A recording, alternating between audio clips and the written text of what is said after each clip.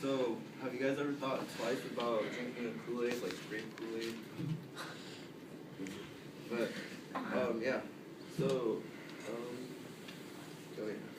So, after learning, like, about this event in history, I started to, like, second guess, like, Kool-Aid.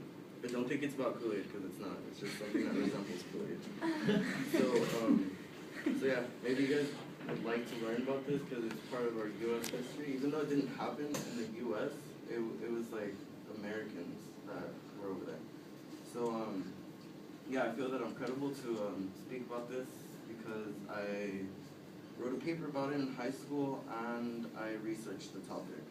And so I'm going to be talking about what happened on November 18th, 1978, and like give you like a brief history of what happened like that led up to this event. And so first I'm going to be talking about who Jim Jones is. And like about his early life.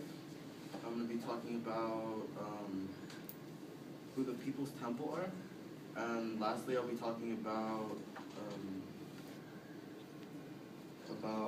like the massacre and why it happened. Maybe like in the end, if I have time, we'll see a video, but if I don't, then sorry. First, we'll be talking about Jim Jones. We'll be talking about Jim Jones, but more specifically about his early life. So when he was born in a small town called Crete, Indiana, his like growing up, his father was like he got injured in war, like World War II, I think it was. Yeah, World War II. So his mom had become like the breadwinner of the family. So she supported them, and when Jim Jones like grew up, he started working at a hospital, and where he met a woman named Marceline Baldwin, and they got married, and they had one child, but they adopted like several like different kids like of different ethnic like groups like Black and Asian and stuff like that, and yeah, but as an adult like he became a pastor. Like you see him in his little pastor uniform and stuff, and he just preached and whatnot. And but there was one church that he became a pastor of. Like he was a student at that church, and he didn't agree with the church's leaders that were there. He didn't agree with the views because I think they wanted segregated churches or something, but I don't really remember. So Jim Jones, he founded People's Temple, and it started in Indiana, and he wanted to. He felt that rich people like they work so little for their wealth, and while the poor people work so hard just to make a living. So he wanted to go out and help people, and he wanted to like help them with.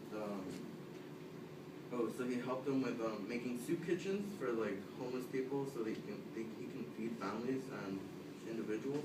And he also made homes for elderly and the mentally ill, and also helped like individuals find jobs so they can get back on their feet. So now we're gonna talk about who the People's Temple are. Yeah. So they were just like like I said before. They're an organization, like they wanted to help people, since he was like a pastor, like God and stuff like that, so they followed him, and I guess I'll be just talking about who they are and what their goals were. So they started in Indiana, but in the year 1966, he moved from Indiana to Redwood Valley in California, and 65 families followed him there. So he started a new church, I guess, there, and he kept like being a pastor. So he kept helping people, making homes for the elderly and mentally ill. He also helped addicts with their drug problems, but also he was starting to get like a dark side to him. So he started doing drugs himself, and what most people don't know, but according to Jonestown, The Unrevealed Story by Jeff Schnepper.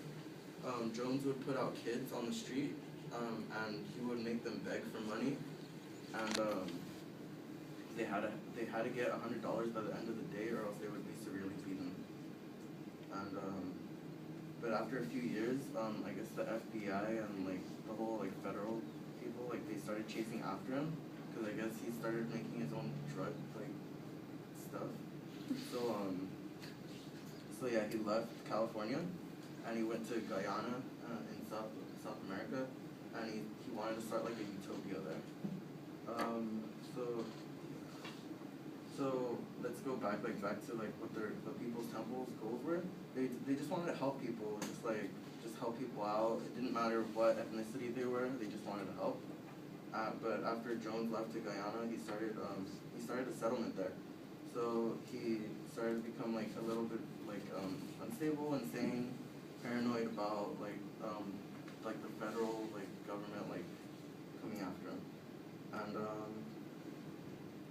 yeah, he's in the settlement. He started to like control people. Like he wanted to like control them. And then so now we'll be talking about the actual massacre. Oh yeah, if you want me to change it because there's like dead people laying there, if you want me to change it, just tell me. Yeah. So let's see. Oh yeah, the massacre. So why it occurred. So people started writing back to the USA to like saying how terrible the conditions were.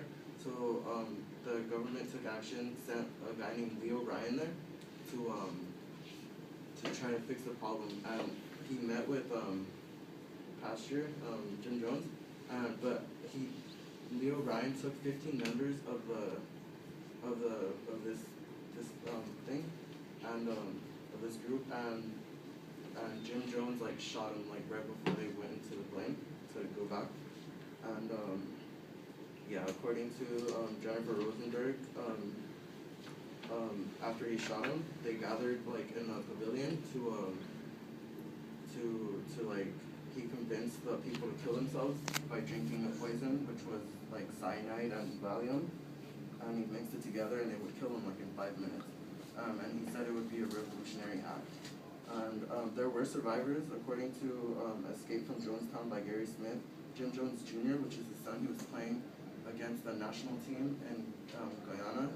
He was like 150 miles away while this event was occurring with two of his other brothers. So yeah, in conclusion, maybe you guys want to learn more about this, about who Jim Jones was, the People's Temple, and the massacre. And hopefully next time you see a picture of Kool-Aid, you're not committing suicide or something.